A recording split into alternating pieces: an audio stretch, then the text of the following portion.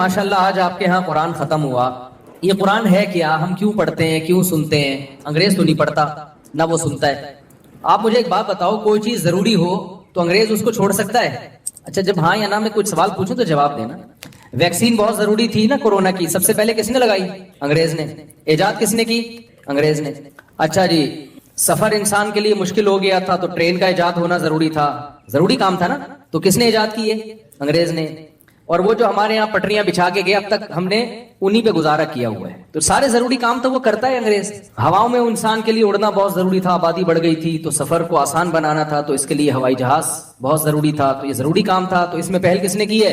انگریز نے. اور اس نے کر کے دکھایا. آپ جہاز بھی وہی بناتے ہیں.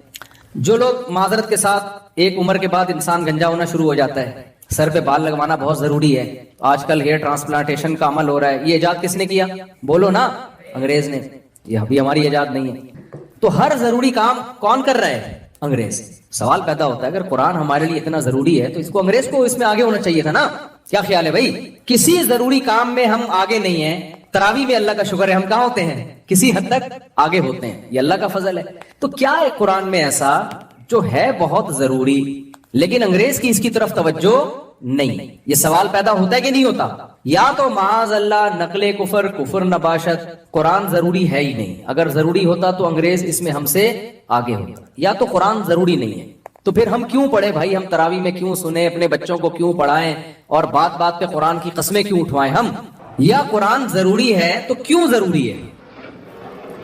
کیا ہے اس میں ایسی بات جو ہمیں دوسری کتابوں میں نہیں ملتی؟ تو آج میں تھوڑا سا اس پہ روشنی ڈالوں گا کہ میرے اور آپ کے لیے قرآن پڑھنا، سمجھنا اور اس پر عمل کرنا کیوں ضروری ہے. سمجھتے ہو کہ نہیں سمجھتے بھائی؟ بات اصل میں یہ ہے، دیکھو انگریز ہے کافر. پٹھان لوگ کہتے ہیں کافر کا بچہ. صحیح نا؟ کسی کو طنز کرنا ہوتا ہے نا، کیا کہتے ہیں؟ کافر کا بچہ. تو وہ غیر مسلم ہے. وہ کہتا ہے جو کچھ ہے یہ دنیا ہے. جو کچھ ہے وہ کیا ہے؟ وہ کہتا ہے موت کے بعد زندگی نہیں ہے. ہم مر کے مٹی ہو کے، سینٹنس مکمل کر لیا کریں نا، ہم مر کے مٹی ہو کے ختم ہو جاتے ہیں. لہذا جب دنیا ہی سب کچھ ہے تو اس میں جتنا آگے جا سکتے ہو آگے جاؤ. جو اس دنیا میں آگے نہیں بڑھا وہ ہے ناکام. وہ کیا کہلائے گا؟ ناکام. سکسیس کی ڈیفینیشن انگریز کے نزدیک یہ ہے، آپ کی صحت اچھی ہو، آپ کی جیب میں پیسے ہوں، آپ کی عزت ہو. یہ تین چیزیں جس میں پائی جائیں گی وہ ایک سکسیسفل انسان بولو کہلائے. قرآن کہتا ہے یہ ڈیفینیشن غلط ہے. سکسیس ہونے کی یہ ڈیفینیشن کیا ہے؟ بولو نا. غلط ہے. قرآن نہیں مانتا اس کو. قرآن کہتا ہے قارون کے پاس پیسہ بل گیٹ سے بھی زیادہ تھا. قارون کی صحت اتنی اچھی تھی آج کل اتنی ہو نہیں سکتی، اور اس کی عزت بھی اتنی تھی کہ جب وہ جاہو جلال کے ساتھ نکلا کرتا تھا نا اپنی سواریوں کو پروٹوکول کے ساتھ، لوگ اسے دیکھ کے کہتے تھے یا لیت لنا مثل ما اوتی قارون، کاش ہمیں وہ کچھ ملتا جو کس کو ملا ہے؟ قارون. جو غریب لوگ تھے نا، ہم جیسے، یعنی ہم جیسے مراد ہم پاکستانی ہو جیسے بے روزگار جو پیٹرول کے ترسے ہوئے اور پتہ نہیں کیا کیا چیزیں ابھی مہنگی ہونے والی ہیں. یعنی مہنگائی میں چینی شارٹ ہوتی ہے، پیٹرول شارٹ ہوتا ہے، اب بیویاں بھی شارٹ ہونے لگی ہیں. میرے پاس آتے ہیں نا کیس میں بے روزگار ہو گیا تو بیگم نے کورٹ سے کھلا لے کے چلی گئی. میں نے کہا لے بھائی، بے روزگاری میں ایک پیٹرول شارٹ ہونے کا غم تھا، چینی شارٹ ہونے کا غم تھا، آٹا شارٹ ہو رہا تھا، بیویاں بھی کیا ہو رہی ہیں؟ کیونکہ بے روزگار آدمی کے ساتھ اس کی بیوی بھی نہیں رہتی، کہتی کورٹ سے کھلا لو، نکلو پتلی گلی سے، سوائے اس محلے کی خواتین کے، یا جو میرا بیان سن رہی ہے ان کے علاوہ کی بات کر رہا ہوں. تو اب مسئلہ یہ ہے کہ اللہ کہتے ہیں کہ قارون کے پاس تو سب کچھ بہت زیادہ تھا، لیکن کیا قارون کامیاب تھا اللہ کی نظر میں؟ بولو نا. نہیں تھا. ہمارے نبی صلی اللہ علیہ وسلم، محمد صلی اللہ علیہ وسلم کے پاس دنیا کا کچھ بھی نہیں تھا. 40 دن گھر میں آپ کے چولہا نہیں جلا. آپ سمجھتے ہو شاید گیس کا انتظام نہیں تھا، یہ لکڑیوں کا انتظام نہیں تھا اس لیے چولہا نہیں جلا. بات اصل میں ہے کہ جلانے کے لیے جو کھانا ہوتا ہے نا، جو پکایا جاتا ہے، وہ کھانے کا انتظام نہیں تھا. چولہا بھی تھا، لکڑیاں بھی تھیں، پکائے کیا اس پہ؟ کھجوروں پہ گزارا ہو رہا تھا. سمجھ رہے ہیں؟ کس پہ گزارا ہو رہا تھا؟ کھجوروں پہ. لیکن دنیا کے سب سے کامیاب انسان کون تھے؟ قرآن کہتا ہے محمد صلی اللہ علیہ وسلم تھے. اس سے ہمیں پتہ چلتا ہے شاید قرآن یہ کہنا چاہ رہا ہے کہ غریب کامیاب ہوتے ہیں. شاید قرآن نے یہ کہا کہ بھئی قارون کے پاس پیسہ تھا، ناکام. محمد صلی اللہ علیہ وسلم اور موسیٰ علیہ السلام کے پاس پیسہ نہیں تھا، اس لیے وہ کیا تھے؟ کامیاب. تو اس سے تو یہ لگتا ہے کہ شاید قرآن یہ کہہ رہا ہے کہ پیسے مت کماؤ. تو جتنے یہاں پروجیکٹ دی کمفرٹ میں چل رہے ہیں سارے بند ہو جانے چاہیے نا. کیا خیال ہے بھائی؟ لیکن نہیں، ہم قرآن پڑھتے ہیں تو قرآن نے کہا نہیں نہیں، سلیمان علیہ السلام کے پاس تو قارون سے بھی زیادہ پیسہ تھا، مگر وہ کیا تھے؟ بولے نا یار آپ لوگ، میں تھوڑی دیر بات کروں گا، میں چاہتا ہوں آپ میرے ساتھ شریک ہوں، یہ ہماری نا آپس میں بات چیت ہو رہی ہے، بیان نہیں ہو رہی ہے۔ تو قارون کے پاس پیسہ تھا، ناکام۔ موسیٰ علیہ السلام اور محمد صلی اللہ علیہ وسلم غربت تھی، مگر کیا تھے؟ کامیاب۔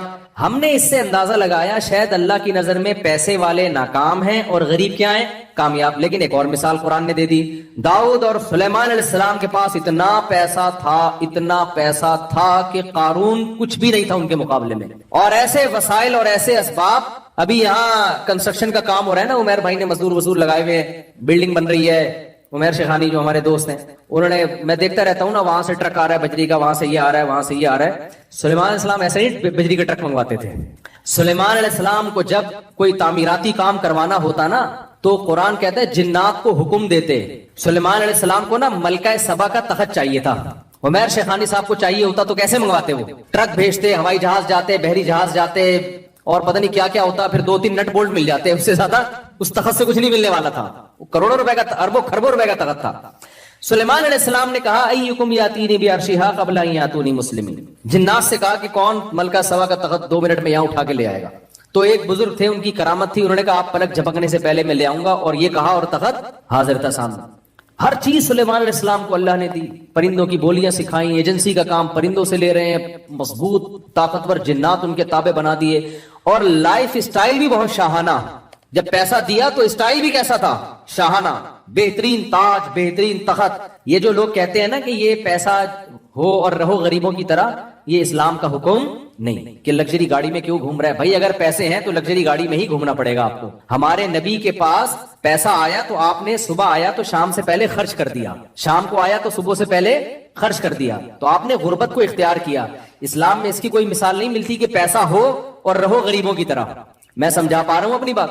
یا تو رکھو ہی نہیں پیسہ، صبح آیا تو شام سے پہلے سارا صدقہ کر دو، پھر شام کو کھانے کے لیے روٹی نہیں ہے۔ لیکن ایسا توکل کسی میں آج کل ہوتا نہیں ہے، اور نہ ہونا بھی نہیں چاہیے، یہ اسلام کا حکم بھی نہیں ہے۔ یعنی ہونا تو چاہیے لیکن اس پر عمل نہیں کرنا چاہیے اس طریقے سے۔ نبی صلی اللہ علیہ وسلم نے کیوں کیا، اس پر ایک مستقل بیان ہے میرا بھی، یہ موقع نہیں ہے۔ لیکن نبی نے پیسہ رکھا نہیں ہے، تو شریعت اس کی اجازت نہیں دیتی کہ آپ پیسہ رکھیں اور رہیں کس طرح؟ غریبوں کی طرح رہیں۔ بے شمار پیسہ ہے، پھٹے ہوئے کپڑے پہن رہے ہیں، پیون۔ میں نے ایسے کروڑ پتی لوگوں کو دیکھا، بھائی تیرے کپڑے پھٹے ہوئے کیوں ہیں؟ کہہ رہے نبی نے پیون زدہ کپڑے پہنے ہو۔ بھائی نبی کے پاس تو پیسے نہیں تھے، صبح آئے تو صدقہ کر دیا نا، تو جو کپڑا ملا آپ نے پہن لیا۔ تمہارے پاس تو بینکوں میں کروڑوں روپے رکھا ہوا ہے، تم پھٹے پرانے کپڑے کیوں پہن رہے ہو بھائی؟ اچھا یہ پہلے زمانے میں ہم کہتے تھے کپڑے پہنے، اب جس کے پاس جتنا پیسہ ہے نا وہ کپڑے نہیں پہن رہا۔ وہ اب کیا ہو رہا ہے معاملہ؟ یعنی جتنا پیسہ آئے گا نا کپڑے مارکیٹ سے کیا ہوں گے؟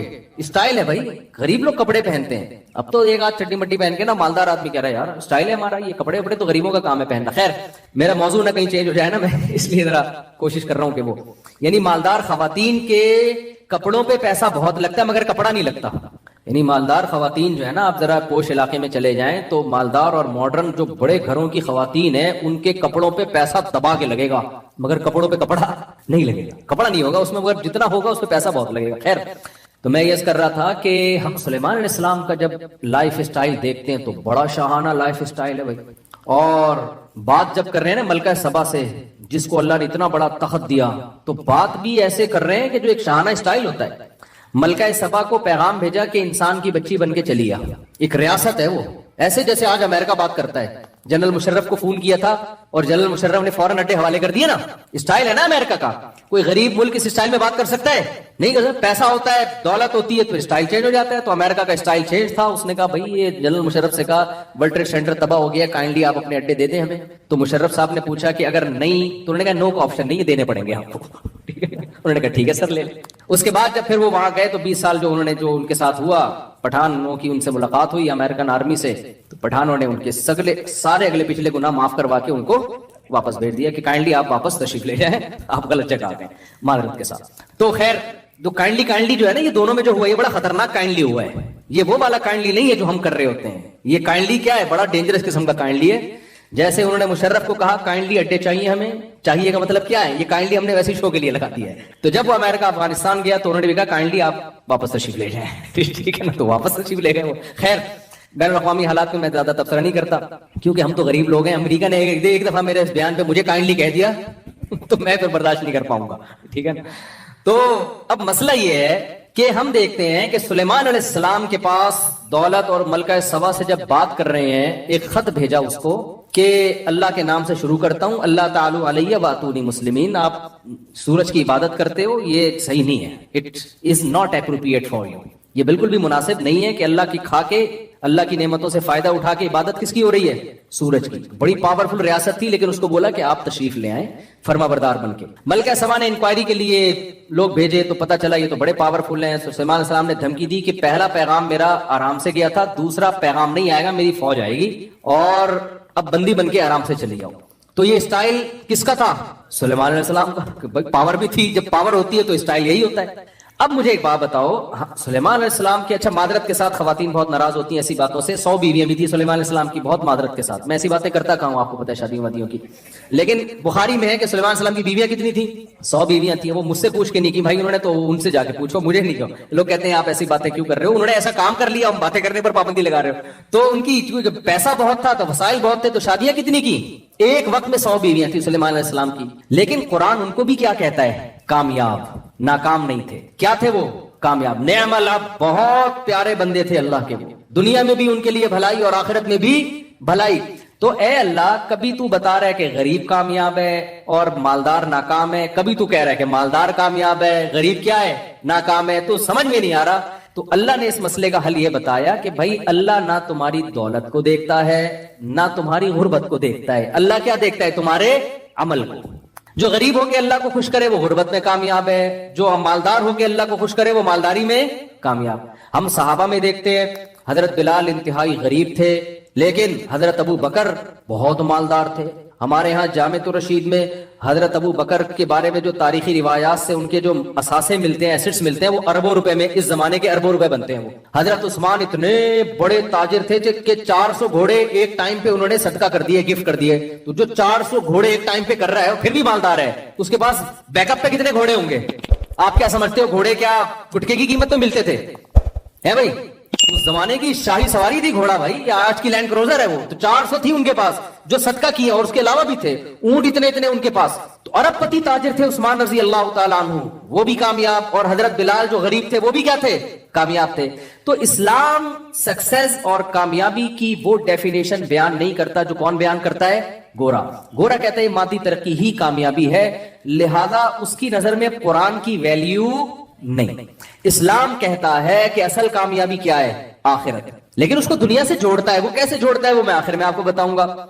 تو ہمیں قرآن میں چند باتیں بیان کرتا ہے، وہ باتیں ہم نے غور سے سننے بھی ہیں اور سمجھنے بھی ہیں کہ ہم قرآن کیوں پڑھتے ہیں۔ دیکھو کچھ چیزیں ایسی ہیں جو ہماری زندگی گزارنے کے لیے بہت ضروری۔ قرآن نے کہا کہ میں نے تمام پیغمبروں کو ایک کلمہ دے کے بھیجا ہے، انسانوں کو اس کلمے پہ لے کر آؤ۔ وہ تمہاری نجات کے لیے وہ کلمہ کیا ہے؟ ضروری۔ وہ کلمہ ہے لا الہ الا اللہ۔ گورا اس کو نہیں مانتا۔ وہ کلمہ کیا ہے؟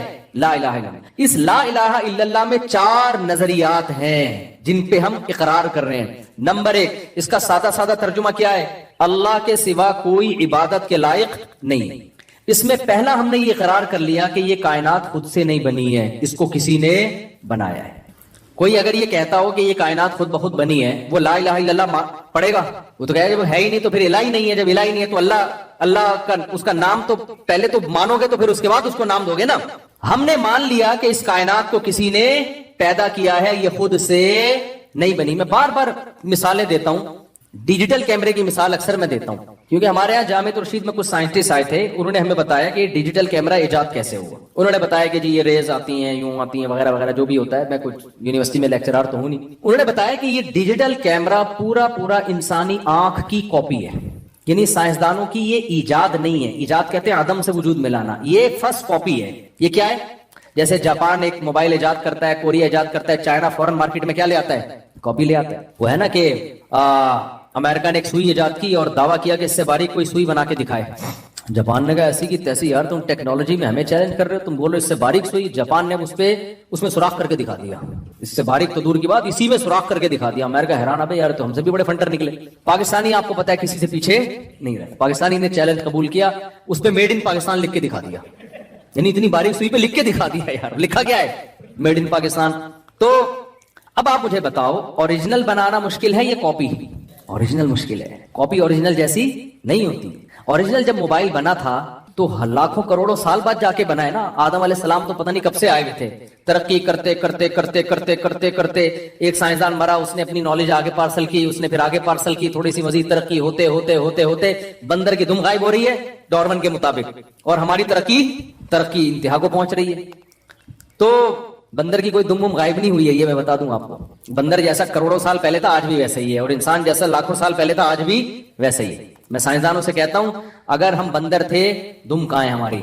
या तो हमें दुम चाहिए या दुम के पैसे चाहिए हमें। सही बात है ना यार, क्या बात है, पूरा पार्टी आपने गायब कर दिया हमारा यार। तो ना दुम दे रहे हो ना दुम के पैसे दे रहे हो। तो खैर मैं ये आपसे अर्ज कर रहा था, मेरी स्पीड थोड़ी तेज है ताकि जल्दी बयान खत्म हो जाए। तो मैं ये अर्ज कर रहा था आपसे कि देखो ये जो डिजिटल कैमरा है ये इंसानी आंख की कॉपी है। ये मैं अपनी तरफ से नहीं कह रहा, मैंने साइंसदानों से सुना है, जो यही के साइंसदान है लेकिन उन्हीं को पढ़ा हुआ है उन्होंने। अब आप मुझे बताओ, ये जो कॉपी वाला डिजिटल कैमरा है जिससे ये वीडियो रिकॉर्ड हो रही है, आप अपने प्रोफेसर साहब से, लेक्चरार से पूछें या साइंसदान से पूछें ये कैसे बना। वो कहे खरबों साल में गिलासेस यूं यूं होते होते जल भुन के एक ऐसी मशीन इत्तेफाक से वजूद में आ गई, फिर करोड़ों साल में उसकी फिनिशिंग होते होते ये बन गया। मान लोगे आप? बोल लो ना यार, क्या हो गया? नहीं मानोगे यार। कॉपी खुद से नहीं बना रहे आप, और जो ओरिजिनल है उसके आप कह रहे हो कि एक सेल था और वो तरक्की करते करते खरबों साल में एक बंदर बन गया, फिर इंसान बन गया, ये आंख बन गई। ये नहीं हो सकता, खुदा की कसम। खरबों साल में भी एक आंख जो ओरिजिनल डिजिटल कैमरा है वो खरबों साल में भी वजूद में नहीं आ सकती। डिजिटल कैमरा खुद नहीं देखता, हमें दिखाता है, जबकि हमारी जो आंख का कैमरा ये खुद देखता है। ये दिमाग से इसका लिंक है, ये समझता भी है कि मैं क्या देख रहा हूं। ये नामुमकिन है कि अरबों साल में वजूद में आके यहां खोपड़ी में एडजस्ट हो जाए। और डिजिटल कैमरा एक होता है, दो कैमरों को एडजस्ट करना बड़ा मुश्किल काम होता है। हमारी खोपड़ी में एक कैमरा नहीं है, कितने कैमरे हैं? दो। और ऐसे एडजस्ट हुए ना मां के पेट में कि जरा सी इनकी सेटिंग आउट हो तो दो के तीन और तीन के चार नजर आना शुरू हो जाते हैं। कौन था मां के पेट में कि मां रोटी खा रही है, गोश्त खा रही है? कौन है मां के पेट में जो बच्चे की आंखें बना रहा है और वर्नियल कैलिपर के जरिए उसको जनाब उसकी पुतलियों को एडजस्ट कर रहा है? कौन था मां के पेट में? खुदा की कसम ये खुद बखुद नहीं हो सकता। तो हम कलमे में इकरार करते हैं ये कायनात बनी नहीं है बल्कि इसको बनाया गया है, ये बनाया गया है। दूसरी बात हमने कलमे में इकरार किया, ये कलमा जो है ना हदीस में आता है सबसे अफजल जिक्र ला इलाहा इल्लल्लाह है। उसकी वजह है कि इसमें बहुत सारे नजरियों पे तलवारें चल रही हैं। दूसरा हम इसमें एतराफ करते हैं कि जिसने बनाया है वो एक है। जिसने बनाया वो कितने? एक है, वो एक से ज्यादा। इसमें उन लोगों की नफी हो गई जो खुदा को तो मानते हैं लेकिन बेशुमार खुदा है, इतने बुत हैं। मैं थाईलैंड गया, वहां पूरी बुतों की होलसेल मार्केट है, 4 बुतों पे एक फ्री मिल रहा है। वहां मुझे बताया कि 4 भगवान खरीदो एक फ्री है। खैर मैंने कहा अब तुम्हारा अपना भगवान से तुम्हारा ताल्लुक है, तुम जानो भगवान जाने, हमें तो एक खुदा को मानते हैं भाई, सही है ना। वो बगैर पैसों के मिलता है, वो फ्री है, जब उसको हाथ उठा के मांगो वो आपकी पुकार सुनता है। तो इसमें अल्लाह ने ये भी बता दिया कि वो कितने हैं? एक। तीसरा इसमें क्या, हमें उसका नाम अल्लाह है। उसका नाम क्या है? अल्लाह। बहुत से लोग दुनिया में ऐसे हैं जो कहते हैं हम खुदा को तो मानते हैं, गॉड है, क्रिएटर है। बहुत से साइंसदान भी मानते हैं, वो कहते हैं कायनात खुद से बन नहीं सकती। बहुत से साइंसदान इस नजरिए पे सख्ती से रद्द करते हैं कि ऑटोमेटिकली बनी है। वो हंसते हैं इस पे कि यार ये खुद ही से धमाका हो गया। कह रहे हैं एनर्जी के बगैर धमाका कैसे हुआ? वो एनर्जी कहां से आई और मादा कहां से आया? एनर्जी मादे में कन्वर्ट हुई है तो एनर्जी तो पहले से कहीं से आई होगी ना, अदम से तो कुछ भी नहीं आ सकता, तो कोई जात है। लेकिन वो कहते हैं हम ये क्यों माने कि वो अल्लाह है? मुसलमानों को हम क्यों लिफ्ट कराएं? मैं समझा पा रहा हूं अपनी बात भाई। हम क्यों माने कि अल्लाह है? बस है, कोई खुदा है, क्रिएटर है, बनाया है, उसका नाम अल्लाह, ये हमें कहां से पता चल गया? क्योंकि अगर वो मानेंगे कि वो अल्लाह है तो फिर कुरान मानना पड़ेगा, पैगंबरों को मानना पड़ेगा, फिर नमाज है, फिर ज़कात है, फिर मौलवी को भी बीच में लाना पड़ेगा कि तलाक हो गई है कि नहीं हो गई है, विरासत में किसका है, ये कितनी शादियां कर सकता हूं, कितनी नहीं कर सकता। वो कहते हैं ये तो रियासत बताएगी आपको, मौलवियों से क्यों पूछ रहे हो? तो ये सारे ना लवाजिमात उसके बीच में आ जाएंगे। तो उन्होंने कहा वो है मगर वो अल्लाह बोलो नहीं।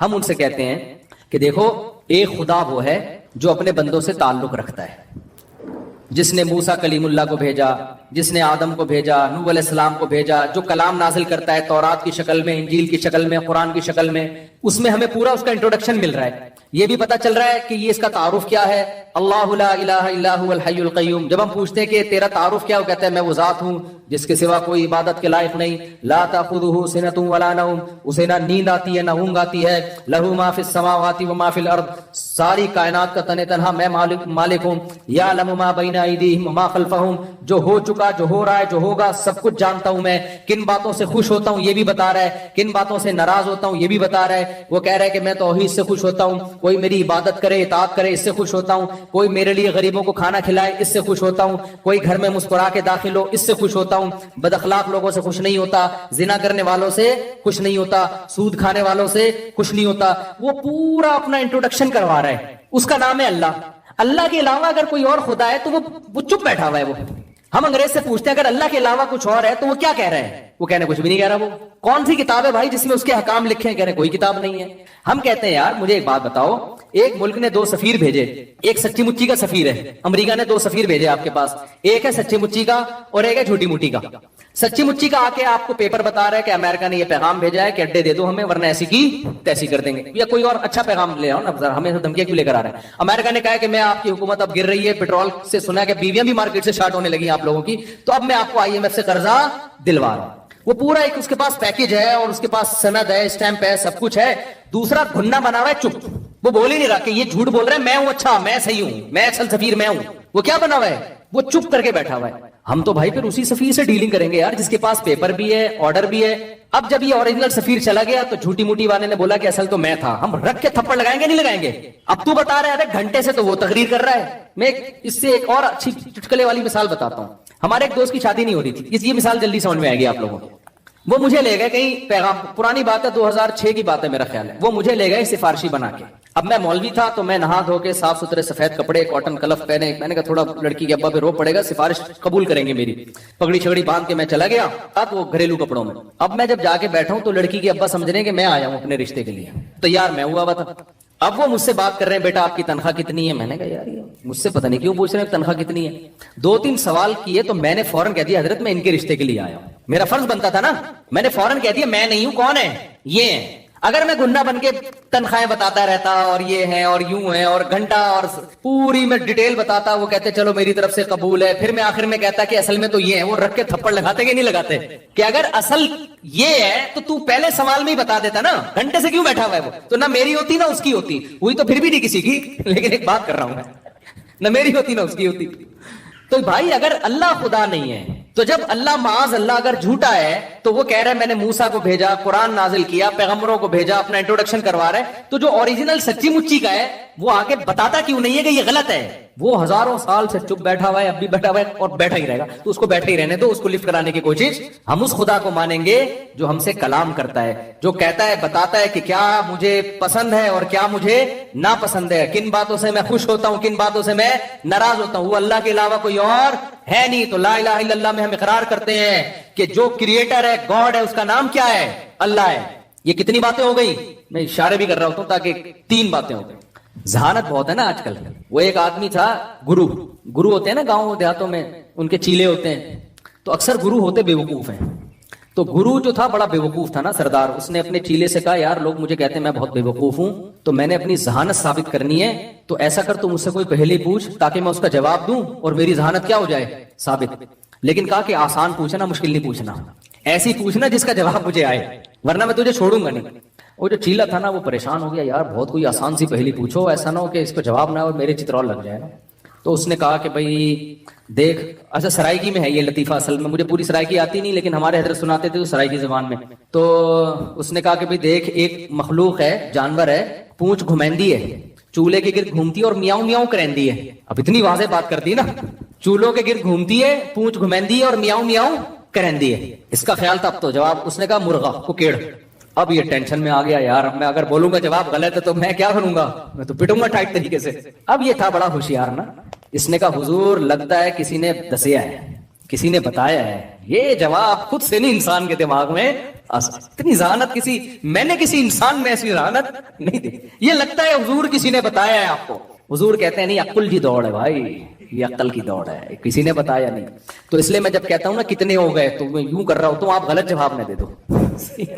फिर भी अगर गलत हो तो पहला इससे क्या साबित होता है भाई? पैदा किसने किया? किसी ने पैदा किया है। नंबर 2 वो अकेला है। नंबर 3 उसका नाम क्या है? अल्लाह। इस कलमे में हम इकरार करते हैं। चौथा, बाज लोग कहते हैं ठीक है जी हम मान लेते हैं कोई क्रिएटर है, कोई खुदा है, चलो मान लिया, उसका नाम क्या है? अल्लाह है। तो करें क्या? ہے تو ہے بھائی، اس نے پیدا کیا، ہم لائف کو انجوائے کریں. ہم اس میں اقرار کرتے ہیں لا الہ الا اللہ، اس کے سوا کوئی معبود نہیں، یعنی وہ تو معبود ہے. معبود کسے کہتے ہیں؟ جس کی غلامی اختیار کی جائے گی. ہم نے مان لیا کہ وہ ہے، تو اب اسی سے پوچھ کے زندگی گزارنی ہے. ساری باتیں کس کی فالو کرنی ہے؟ غلام کی اپنی کوئی مرضی نہیں ہوتی. وما خلقت الجن والانس الا ليعبدون، میں نے پیدا کیا اپنی غلامی کے لیے، ہر کام مجھ سے پوچھ کے کرنا ہے. ایک طرف آپ وکیلوں کو بلاتے ہو، یار میں یہ، یہاں زیادہ تر ٹھیکیدار لوگ ہی ہیں نا کنسٹرکشن کرنے والے، یار میں تھوڑا سا یہ گیلری بڑھانا چاہتا ہوں، لیگل ہے کہ انلیگل ہے؟ پوچھ رہے ہوتے ہیں کہ نہیں ہوتے؟ ویسے تو پاکستان میں پوچھنے کی بالکل بھی ضرورت نہیں ہے، لیکن پھر بھی احتیاطاً کیا کرتے ہیں، بعض بار پوچھ لیتے ہیں لوگ، یار میں یہ کام کرنے جا رہا ہوں، یہ لیگل ہے کہ انلیگل ہے؟ یار میں نے یہ کرنا ہے، یہ لیگل ہے کہ انلیگل ہے؟ چرسی پوچھ رہے ہوتے ہیں کہ یار میں یہاں سٹا پی سکتا ہوں یا کھلے عام بیٹھ کے، یا مجھے پائپ میں برساتی نالے میں لیگل ہے پاکستان میں؟ میں نے دیکھا ہے برساتی نالے میں آج کل، پہلے تو سیلابی ریلے آیا کرتے تھے، اب وہ ریلے کہیں اور سے جا رہے ہوتے ہیں. نالوں کے اندر کون بیٹھا ہوتا ہے؟ میں ولاگ بھی بناتا ہوں نا، تو میں نے کچھ دن پہلے چرسی دیکھے بیٹھے ہوئے، میرے خیال ہوا ولاگ بنا کے ڈالوں، بتاؤں کہ ہمارے حکمران کیا کر رہے ہیں، لیکن میں نے اس لیے نہیں ڈالا کہ سارے چرسی پہنچ جائیں گے. اچھا یہ بہترین لوکیشن مفتی صاحب نے بتائی ہے یار، ہمیں تو پتہ ہی نہیں تھا یہاں سب کا اجتماع ہوتا ہے، تو جو ہے نا اس لیے میں نے نہیں بنایا پھر وہ. خیر، تو ہم نے کیا اقرار کیا کہ وہ معبود بھی ہے، اس کی عبادت کی جائے گی. عبادت کا مطلب صرف نماز روزہ نہیں ہے، ہر بات میں پہلے پرمیشن کس سے لینی ہے؟ اللہ سے. تو میرے بھائی قرآن سے پتا چلتا ہے کہ جو لا الہ الا اللہ کا زبان اور دل سے اور عمل سے اقرار کرتا ہے، یعنی پریکٹیکلی اپنے آپ کو خدا کے حوالے کرتا ہے، وہ ہے کامیاب. اور جو اپنے آپ کو خدا کے حوالے کرنے کے لیے تیار نہیں ہے، میرے بھائی وہ کرونا کی 10 ویکسینیں لگا لے، ٹھیک ہے نا، 90 سال زندگی گزار لے، اللہ کہتا ہے انما تکونوا یدرککم الموت، چاہے تم چاند پہ بھی پہنچ گئے نا، آنا کہاں ہے؟ قبرستان میں. یہاں سے تو قبرستان ویسے بھی بہت قریب ہے. آنا کہاں ہے تم نے؟ میرے پاس آنا ہے، چھوڑوں گا نہیں میں تمہیں. اور تم جو یہ کہتے ہو، پھر کچھ کلمے کے لوازمات ہیں جو قرآن نے بیان کیے. ہم کہتے ہیں اے اللہ ہم تو مر کے ختم ہو جاتے ہیں، تو تیرے پاس آئیں گے کب؟ اللہ نے کہا جو خدا پانی کے قطرے میں جان ڈال کے انسان بنا سکتا ہے، وہ انسان کو دوبارہ بھی پیدا کر سکتا ہے. سورہ یاسین کا آخری رکوع پڑھیں. رسول اللہ صلی اللہ علیہ وسلم اللہ کے سفیر تھے، پیغمبر تھے. آپ نے بتایا کہ میں نہیں کہتا، اللہ کہتا ہے کہ تم مرنے کے بعد دوبارہ زندہ ہو کے خدا کے سامنے کھڑے ہوگے. مشرکین نے مذاق اڑایا. ایک مشرک نے کیا کیا، ایک پرانے قبرستان گیا اور سڑی ہوئی بوسیدہ ہڈی، صدیوں پرانی بھربھری ہڈی، وہ نبی کے پاس لے کر آیا اور کہنے لگا من یحیی العظام وہی رمیم، بھلا جب یہ ہڈیاں سڑ جائیں گی تو ان کو کون زندہ کرے گا؟ یہ زندہ ہوگی، مذاق اڑانے کے لیے نا، یہ آپ اس کو خدا دوبارہ انسان بنائے گا. وہ اعتراض کر رہا تھا نبی پر، مگر نبی نے جواب نہیں دیا. کیوں؟ نبی کا کام ہے اللہ کا پیغام پہنچانا. نبی نے یہ تھوڑی کہا تھا میں زندہ کروں گا. نبی خاموش ہو گئے. بھائی جس پہ اعتراض تو اللہ پہ بنتا ہے، مجھ پہ تو بنتا ہی نہیں ہے. تو اللہ نے سورہ یاسین کا آخری رکوع نازل کیا. اس میں کیا حکم دیا؟ اولم یر الانسان انا خلقناہ من نطفہ، کیا انسان دیکھتا نہیں ہے ہم نے پانی کے قطرے سے پیدا کیا اس کو. ذرا اس کو چاہیے وہ پانی کا قطرہ نبی کے پاس لے کر آئے اور کہے کہ اس قطرے کو کون انسان بنا سکتا ہے. تو نبی کیا کہیں گے؟ تو بھی اسی سے بنائے اور ساری دنیا اسی سے بن رہی. یہ قطرہ ہے جو ماں کے رحم میں جب ماں روٹی کھاتی ہے، اسی روٹی سے اس قطرے میں آنکھ بھی بنتی ہے، ناک بھی بنتی ہے، دل بھی بنتا ہے، دماغ بھی بنتا ہے، جگر بھی بنتا ہے، پورا جسم تیار ہوتا ہے. پھر جو ہے آپ کا ہارٹ جو ہے وہ پمپنگ کرنا شروع کرتا ہے. دماغ کی بڑی لمبی نسیں، اتنی لمبی پائپ لائنیں دماغ میں کہ یہاں سے لے کے جاؤ اور چاند سے گھما کے نیچے لے آؤ. ایسی پائپ لائنوں کو جس میں بلڈ سرکولیٹ کرتا ہے، اللہ گچھا بنا کے بچے کی کھوپڑی میں فٹ کر دیتے ہیں. اور یہ بن کس سے رہا ہے؟ روٹی سے جو ماں کھا رہی ہے، کھجور سے، روٹی سے، دودھ سے، دہی سے، جو کچھ کھا رہی ہے سب چیزوں سے بچے کی کنسٹرکشن ہو رہی ہے. آپ سیمنٹ بجری سے تعمیر بنا سکتے ہو. خدا کی قسم کوئی ایسا میٹیریل نہیں ہے جس سے ماں کے پیٹ میں بچہ بنا دو. اللہ روٹی اور چاول سے کیا بنا رہا ہوتا ہے؟ اس بچے کی آنکھیں، ناک، دل، دماغ، جگر بنا رہا ہوتا ہے، اور پھر اس کو ماں کے پیٹ سے نکالتے ہی ماں کی چھاتیوں میں دودھ پیدا کر دیتا ہے. یہ بتاتا ہے کہ جس روٹی سے اس کی کنسٹرکشن ہو رہی تھی، اسی روٹی سے اب کیا پیدا ہوگا؟ دودھ پیدا ہوگا. اور پیدا کس وقت ہوگا؟ نہ اس کی ولادت سے پہلے نہ بعد میں. جب بچہ پیدا ہوا اب ضرورت ہے، اب اسی روٹی سے دودھ بننا شروع ہو جائے گا. تو اللہ کہتے ہیں اے نبی اس کو بتا دیجئے اولم یر الانسان، کیا انسان دیکھتا نہیں ہے ہم نے اس کو پانی سے بنایا، فاذا هو خصیم مبین، ایسا بنا کہ آج جھگڑا کر رہا ہے. قال من یحیی العظام وهي رمیم، بنانے والے کو کہہ رہا ہے کہ میں دوبارہ مر گیا تو کون زندہ کرے گا مجھے؟ بنا کس سے؟ پانی سے بنا. اور ایسا کانفیڈنس، اتنا کانفیڈنٹ ہے کہ کریٹر پہ اعتراض کر رہے ہیں بھائی. وَنَسِيَ خَلْقَهُ, اور اپنی پیدائش کو بھول گیا. تو قرآن کہہ رہا ہے قُلْ يُحْيِيهَا الَّذِي أَنشَأَهَا أَوَّلَ مَرَّةٍ, اس کو بتا دے وہی کرے گا جس نے پہلی مرتبہ پیدا کیا ہے. تو میرے بھائی گورا ان چیزوں کو نہیں مانتا, لیکن ہم جو بات کر رہے ہیں ہم گورے کی نہیں کر رہے, ہم اس کائنات کو بنانے والے کی کر رہے ہیں. بنانے والے پر کبھی مخلوق کو ترجیح مت دو. گورا خود کریٹڈ ہے, بنانے والا نہیں ہے. بنانے والا اپنے بارے میں بتا رہا ہے کہ میں دوبارہ بھی بناؤں گا, پہلی دفعہ جس نے بنایا دوبارہ بھی پیدا کرے گا. تو کامیابی کا کیا مطلب ہے بھائی؟ جو اللہ کی مان کے چلے گا وہ کیا ہے؟ کامیاب. اب اسلام آپ کو ترقی سے نہیں روکتا, لیکن یہ ترقی باؤنڈ ہوگی اسلامی شریعت کی حدود میں. آپ نے ترقی بھی آخرت کے لیے کرنی ہے, وہ بھی آخرت کے لیے کرنی ہے آپ نے. تو ہماری کامیابی میں اصل کیا ہے بھائی؟ بولو نا, آخرت ہے. اصل ہے خدا کو راضی کرنا. نماز کے ممنوع اوقات کون کون سے ہیں؟ نفل نماز کے ممنوع اوقات کون کون سے ہیں؟ طاہر انصاری فرانس سے. دیکھیں نماز کے جو ممنوع اوقات ہیں, ایک تو یہ ہے کہ سورج کا ذرا سا کنارہ نکل جائے, یعنی جب فجر کی نماز قضا ہوتی ہے نا, جس ٹائم پہ سورج ذرا سا نکل جائے تو اب مکروہ وقت شروع ہو گیا, جب تک کہ وہ ایک نیزے تک نہیں پہنچ جاتا, یعنی اس اتنا بلند نہ ہو جائے کہ اس کی میں جو ہے نا تھوڑی سی چمک پیدا ہو جائے. جو پاکستان اور ہندوستان میں تقریباً 15 سے 20 منٹ کا ٹائم ہوتا ہے یہ, اور دوسرے ملکوں میں زیادہ بھی ہو سکتا ہے, ناروے میں ہو سکتا ہے بہت ہی زیادہ ہو, لیکن وہاں کے حکام الگ ہیں. تو یعنی سورج میں تھوڑی سی تیزی پیدا ہو جائے تو اس وقت پھر آپ نماز پڑھ سکتے ہیں. دوسرا مکروہ وقت ہے جب سورج بالکل سر پہ پہنچ جائے, جس کو زوال کا وقت کہتے ہیں. تو یہ تقریباً 10 منٹ کا ہے, یعنی اگر ٹائم لکھا ہے نا زوال کا وقت 12:30 تو سمجھ لیں کہ 12:25 سے 12:35 تک مکروہ وقت ہے, یعنی 5 منٹ پہلے اور 5 منٹ بعد میں. اور جب سورج غروب ہونے لگتا ہے تو جب غروب ہونے کے قریب پہنچ جائے گا, یعنی غروب ہونے سے ہندوستان پاکستان میں تقریباً 15 سے 20 منٹ پہلے, جب اس میں کی تیزی میں کمی پیدا ہو جائے, یعنی سورج کی چمک باقی نہ رہے, تو غروب ہونے سے 15-20 منٹ پہلے تک یہ ایسا ہوتا ہے, تو اس وقت بھی مکروہ وقت شروع ہو جاتا ہے. اس وقت بھی کوئی نماز نہیں پڑھ سکتے جب تک سورج مکمل غروب نہ ہو جائے. البتہ اس دن کی عصر اگر نہ پڑی ہو تو پھر پڑھیں گے آپ, کیونکہ عصر کا وقت باقی رہتا ہے. اگرچہ مکروہ ہے عصر کو اتنی دیر تک تاخیر کرنا گناہ ہے, لیکن بہرحال وہ والی عصر آپ کو پڑھنی پڑے گی اس دن کی, اس کے علاوہ کوئی نماز نہیں پڑھ سکتے آپ. تو یہ 3 اوقات مکروہ ہیں, اس کے علاوہ کوئی وقت مکروہ نہیں ہے. زوال کے وقت قرآن پڑھنا, کیا زوال کے وقت قرآن پڑھ سکتے ہیں؟ زیبا گل لندن سے. جی ہاں پڑھ سکتے ہیں.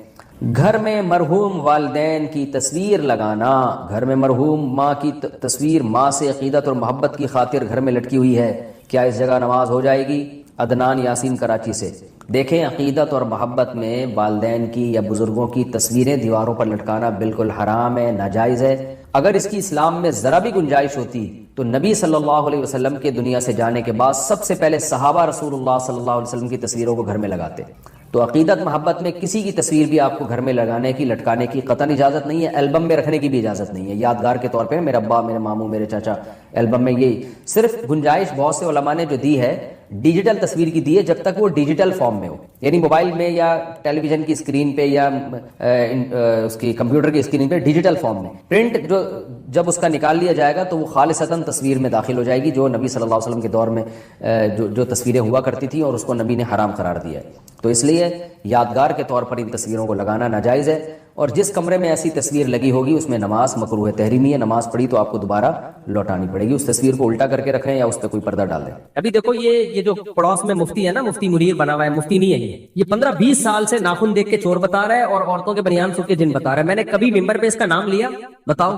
میں نے عاملوں کے خلاف جنرلی بولتا ہوں, میں کبھی نام لے کے نہیں رد کرتا. اس کو کچھ مسئلہ ہو گیا ہے, اس کے سافٹ ویئر اپڈیٹ کرنے کی ضرورت ہے. ہر بیان میں مجھے واجب القتل قرار دے رہی ہے. آج جمعے کے بیان میں پھر اس نے بیان کیا ہے کہ مفتی طارق مسعود واجب القتل ہے.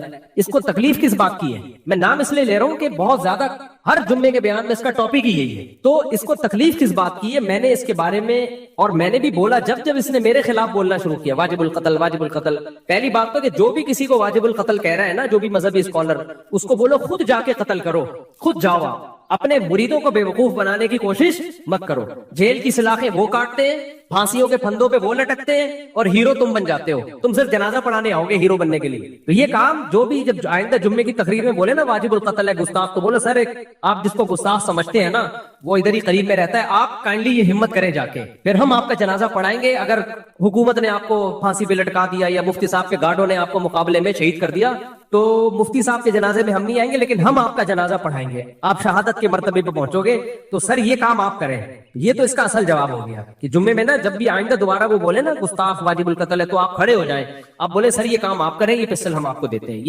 یہ جو صحرا ہے نا یہ آپ اپنے یہ کریں, اپنے مریدوں کو بیوقوف بنانے کے, یہ اپنے مریدوں سے یہ کام کرواتے ہیں, ان کو جیلیں ہوتی ہیں, گارڈ بعض دفعہ ان کو الٹا جواب میں مار دیتے ہیں اور یہ ہیرو بن جاتے ہیں. تو پہلی بات تو یہ. دوسری بات یہ کہ جب اس نے میرے خلاف بولنا شروع کیا تو پھر میں نے اس کو ایکسپوز کیا کہ اس کو تکلیف اس بات کی ہے کہ میں عاملوں کے خلاف بولتا ہوں اور مجھے اس کے بارے میں مستند جگہوں سے پتا چلا ہے کہ یہ خواتین کے بنیان سونگتا ہے. تو اب اس کو چڑھو رہی ہے اسی جملے سے بنیان بنیان بنیان. تو اس کا حل یہ کہ آپ بنیان سونگنا چھوڑ دیں. آپ کی عزت اس میں نہیں ہے کہ آپ میرے خلاف باتیں کرنا شروع کریں, آپ کی عزت اس میں ہے کہ بنیان سونگنے والا کام بولو چھوڑ دیں. لیکن غیرت ہوگی تو یہ کام چھوڑے گا. ان کا دھندا بنیان سے چلتا ہے. تو وہ بھی بے غیرت ہے جو اپنی بیویوں کے بنیان ان لوگوں کو لا کے یا عورتوں کے بنیان سنگھاتے ہیں یا اپنے بنیان سنگھاتے ہیں, اور جو سونگتا ہے اس کا تو امیون سسٹم بہت ہی بوسٹ کیا ہوا ہے, تو ان کو تکلیف اس بات کی ہے. تو اس لیے میں اس کو کہہ رہا ہوں کہ شرافت سے باز آ جا, ورنہ سافٹ ویئر اپڈیٹ کرنا ہمیں بھی آتے ہیں, ٹھیک ہے نا. اور اصل بات یہ کہ بنیان چھوڑ دے تو, جب تو بنیان سونگنے چھوڑ دے گا تو ہم بولنا بھی چھوڑ دیں گے. اور تو ہم تو بول رہے ہیں تیری وجہ سے, دفاع میں بول رہے ہیں, ورنہ بنیان سونگنے والے تو ہزاروں پڑے ہوئے. ہم نے کبھی بولا کسی کا نام لے کے کسی کے خلاف, یہ مسئلہ. خیر اب کہاں ہم نکل لیے, آگے چلتے ہیں میرے بھائی. بس جلدی سے 5 منٹ میں یہ مکمل کرتا ہوں موضوع. تو اللہ نے فرمایا وَلَا تَقْتُلُوا النَّفْسَ الَّتِي حَرَّمَ اللَّهُ إِلَّا بِالْحَقِّ, کسی انسانی جان کو قتل مت کرو. وَمَنْ قُتِلَ مَظْلُومًا, اگر کسی نے تمہیں قتل کر دیا ہے یا تمہارے کسی ریلیٹو کو, تو خود سے یہ نہیں کہ قاتل کے بھائیوں کو قتل کر دیا, دشمنیاں بڑھا دی. فَقَدْ جَعَلْنَا لِوَلِيِّهِ سُلْطَانًا, تو ہم نے مقتول کے ولی کو قدرت دی ہے کہ وہ قاتل کو قتل کر سکتا ہے. فَلَا يُسْرِفْ فِي الْقَتْلِ, لہذا قتل میں حد سے تجاوز نہ کرے. کیا مطلب؟ قاتل کو صرف قتل کرنے کی اجازت ہے قصاصاً, چاہو تو دیت لو یا اس کو قتل کرو. قاتل کے علاوہ کسی اور طرف جانے کی اجازت نہیں. بعض علاقوں میں ایسا ہوتا ہے قاتل, آپ کے ابا کو کسی نے قتل کیا, آپ نے کہا قاتل مل گیا تو ٹھیک ہے اس کو مار دیں گے, وہ نہیں ملا تو اس کے بھائی کو مار دیں گے, وہ نہیں ملا تو اس کے چاچا, جو ملا اس کو مار دو. یہ بعض علاقوں میں ہوتا ہے, یہ ناجائز ہے بھائی. جو مجرم ہے صرف اس کو, مجرم کے علاوہ کسی اور کو قتل نہیں کیا جا سکتا. وہی وہ ہو گیا جون پور میں نا, ایک آدمی نے کہا جون پور بڑا زبردست ہے, انصاف ہوتا ہے, وہاں چلتا ہوں. گرو نے کہا نا, تو چیلے نے کہا کہ حضور وہاں نہ جائیں, انصاف اتنا ہوتا ہے افورڈ نہیں کر پائیں گے. اس نے کہا نہیں انصاف ہوتا ہے, سب کے ساتھ مساویانہ سلوک ہوتا ہے. تو اس ملک میں چلے گئے یہ, تو وہاں دیکھا کہ جلاد ایک موٹے آدمی کو پھانسی پہ لٹکا رہا ہے, اس کی گردن آ نہیں رہی تھی, گردن نہیں آ رہی تھی. اب یہ جو گرو تھا نا یہ باریک گردن والا تھا, تو جلاد نے بادشاہ کے کہا بادشاہ سلامت, جس کو قتل کی سزا سنائی گئی ہے اس کی گردن اتنی موٹی ہے پھندے میں نہیں آ رہی. تو بادشاہ نے کہا قریب میں جس کی آ رہی ہے اس کو لٹکا دے پھر, کیونکہ ہمارے یہاں انصاف سب برابر ہے, قاتل اور جو غیر قاتل سب کیا ہے برابر. قاتل کی نہیں آ رہی تو جس کی آ رہی ہے, تو گرو کی آ رہی تھی اس کو پکڑ کے لے جانے گے, وہ بھاگا اور توبہ کی کہ آئندہ اس کنٹری میں نہیں آؤں. تو بعض گاؤں میں دیہاتوں میں ایسا ہوتا ہے کہ اصل قاتل مل نہیں رہا, تو چلو اس کا جو ریلیٹو مل رہا ہے فی الحال اس کو مار دو. اس سے جو دشمنیاں اور جو لڑائیاں صدیوں تک نسلیں برباد ہو جاتی ہیں. میں گلگت کے ایک گاؤں میں گیا, ہمارے ایک دوست مجھ سے یہاں ملنے آئے, میری بڑی گپ شپ تھی ان سے. جب میں گیا تو انہوں نے مجھے بلایا کہ آپ آئیں, ایک پوائنٹ طے ہوا کہ وہاں تک آپ آ جائیں, یہاں تک میں آؤں گا, ملاقات ہوگی. میں نے کہا اکیلے آ رہے ہوں گے, دیکھا 50 بندے کلاشن کوفے لے کے ان کے ساتھ. ابے میں نے کہا کیا ہو رہا ہے بھائی, میں تو آپ سے ملاقات کے سلسلے میں حاضر ہوا ہوں, یہ مجھے اغوا کرنے آئے ہو, کیا کرنے آئے ہو؟ میں پہلے تو ڈر گیا.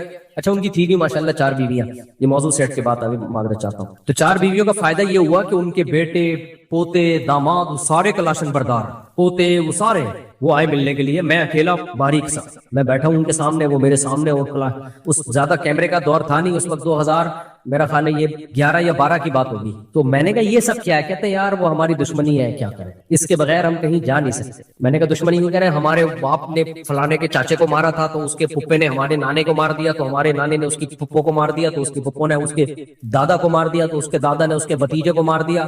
تو کہہ رہے ہم لوگ کے سسٹم یہ ہے کہ جو ملے مار دو. تو میں نے کہا آپ نے بھی کوئی مارا؟ کہہ رہے میں نے تو نہیں مارا, میرے فلاں نے مارا تھا, تو وہ تو مل نہیں رہا, پتہ نہیں کہاں دبئی بھاگ گیا, کہاں بھاگ گیا, تو اب میں نے مارا نہیں ہے لیکن ماریں گے مجھے. یہ میں کہا یار عجیب ڈرامہ چل رہا ہے یار. کہہ رہے چل ہی رہا ہے مارکیٹ میں, تو زندگی ہے یار, یہ ہر وقت فلاش 50-60. کہتے ہم تو جہاں چائے پینے بھی جاتا ہوں, کہہ رہے 50 آدمی میرے ساتھ ہوتے ہیں. میں نے کہا ایسا تو نہیں ہوتا کہ اب آپ نہیں ملیں گے تو مجھے مار دیں گے, کہ آپ کا چاچا نہیں مل رہا تو آپ کا جو وہ مجھے مینٹور کہتے تھے, اپنا مرشد کہتے تھے, تو آپ کا مرشد ملا اس کو مار دو.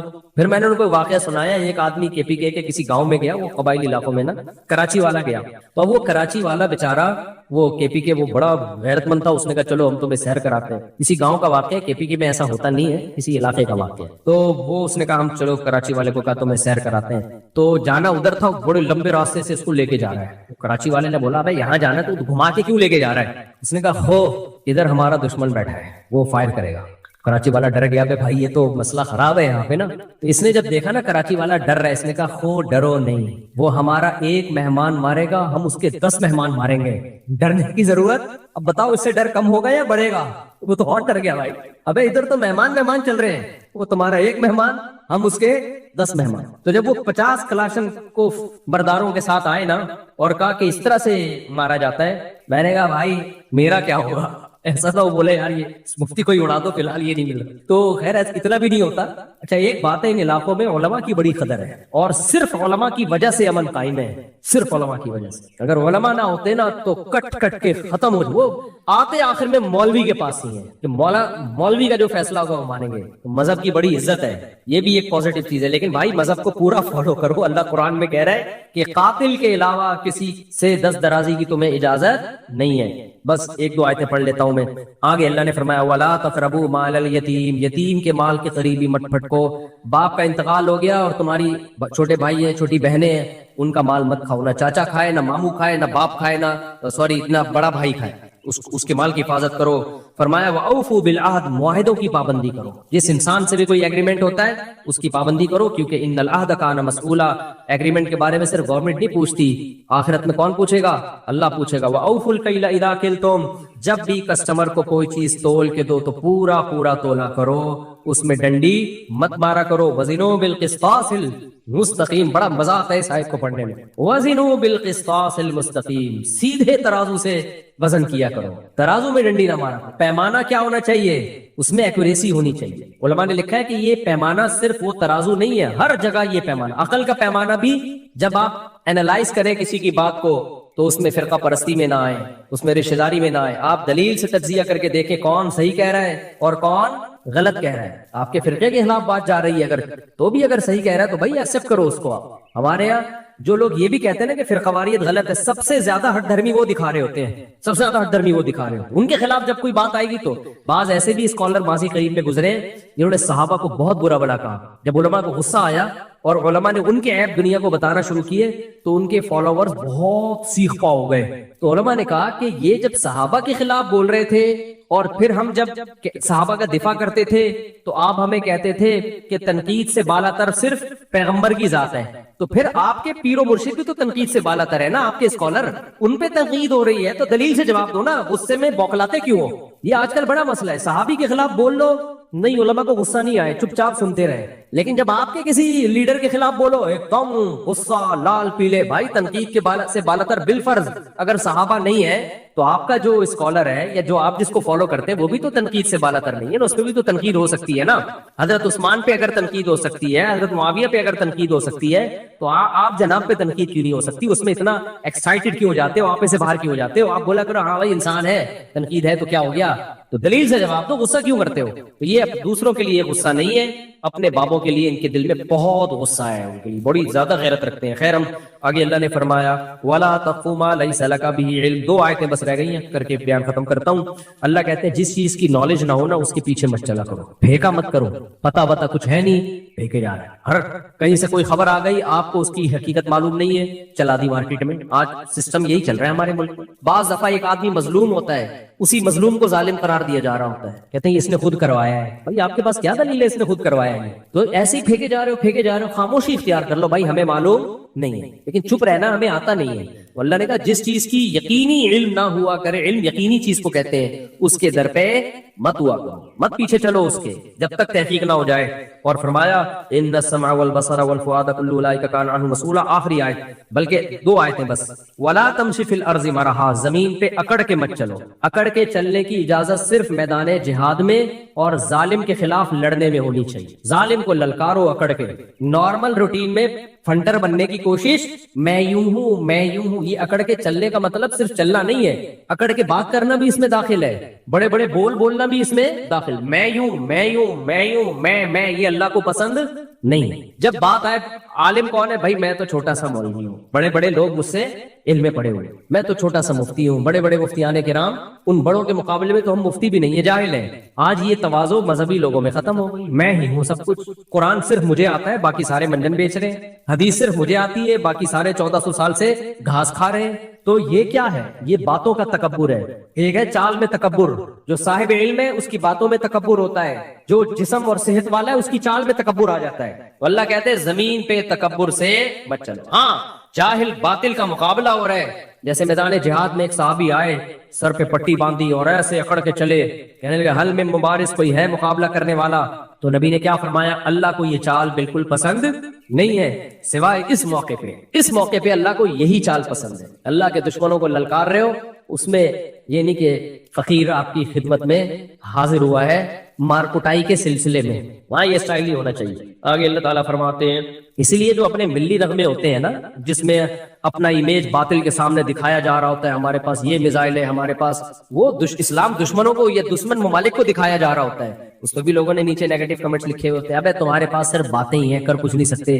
یہ موقع تانے دینے کا نہیں. دشمن کے مقابلے میں آپ بتاؤ ہم بہت طاقتور ہیں, سمجھ رہے ہو, ہم بہت پاورفل ہیں. دشمن کو خوش ہونے کا موقع مت دو. اور حدیث میں دعا ہے لا تشمت بی الاعداء, اے اللہ میرے مقابلے میں میرے دشمنوں کو خوش نہیں کرنا.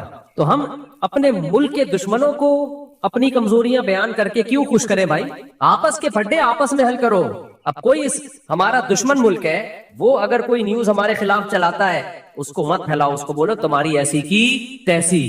صحیح ہے نا؟ تو کون ہے بھائی؟ سیدنا معاویہ کا اختلاف ہوا نا حضرت علی سے, تو روم کے بادشاہ نے اس سے فائدہ اٹھانے کی کوشش کی, تو حضرت معاویہ نے ایسی دھمکی لگائی اس کو کہ ہمارا آپس کا مسئلہ ہے بھائی یہ, اور مجھے پورے الفاظ یاد نہیں, اس کا مفہوم یاد ہے کہ جب علی رضی اللہ عنہ تیرے مقابلے میں آئیں گے تو سب سے پہلا سپاہی میں ہوں گا. ہم آپس کے پھڈوں میں یار ہم دوسرے دشمن ملکوں کو خوش کر رہے ہیں, وہ کہہ رہے ہیں یہ صحیح ہے بھائی, کرنے والا ہے ان کو کھا جاؤ.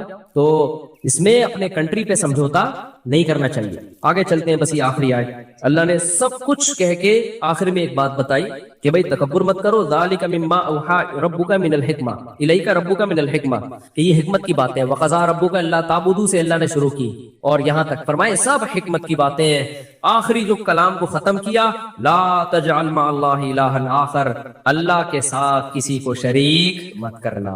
توحید سے اللہ نے اس رکوع کو شروع کیا اور ختم بھی کس پہ؟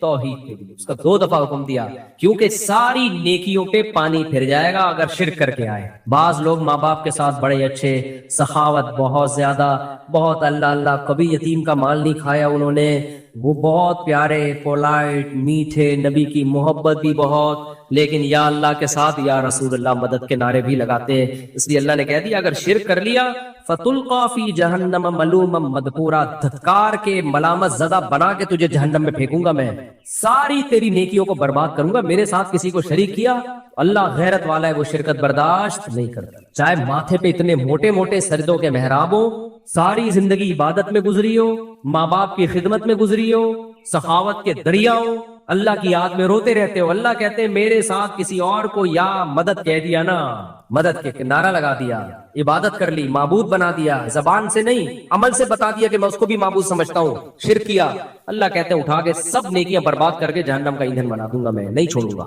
اس لیے شرک بہت ہی غلیظ اور بری چیز ہے. اللہ ہم سب کو بچائے. وقت کافی ہو گیا, کل انشاءاللہ پھر سبحان اللہ و بحمدہ. میں نے اس کا سوال یہ تھا کہ شوہر نے 2 طلاقیں دی ہیں اور بیوی کہہ رہی ہے 3 طلاقیں دی ہیں, بیوی کے پاس کوئی گواہ نہیں ہے. اب گواہ نہیں ہے تو مفتی تو شوہر کی بات کوئی بولے گا بھائی گواہ نہیں ہے, تو ایسے تو کوئی بھی عورت کہہ دے. لیکن عورت کو اگر 100% یقین ہے کہ شوہر جھوٹ بول رہا ہے تو عورت کسی بھی طرح سے اس سے علیحدگی اختیار کرے, اس کو قریب نہ آنے دے. ایسی صورت میں کورٹ کا سہارا بھی لیا جا سکتا ہے. ایسی مجبوری میں یک طرفہ خلا لے لے, وہ کورٹ تو یک طرفہ خلا کہے گی, لیکن ہم یہ کہیں گے چونکہ 3 طلاقیں دی ہیں تو ویسے ہی حرام ہو گئی ہے وہ, تو کورٹ کا ایک ڈاکومنٹیشن کے لیے. لیکن جب عورت کو 100% یقین ہو, ڈرامے بازی نہ کر رہی ہے, سمجھتے عورت جھوٹ بول رہی ہے تو پھر تو اللہ کا عذاب آئے گا اس کے اوپر. اسی وجہ سے کیونکہ گواہ نہیں ہے نا, تو ہم مرد ہی کی بات کو لیں گے نا کہ بھئی تمہارے پاس گواہ تو نہیں.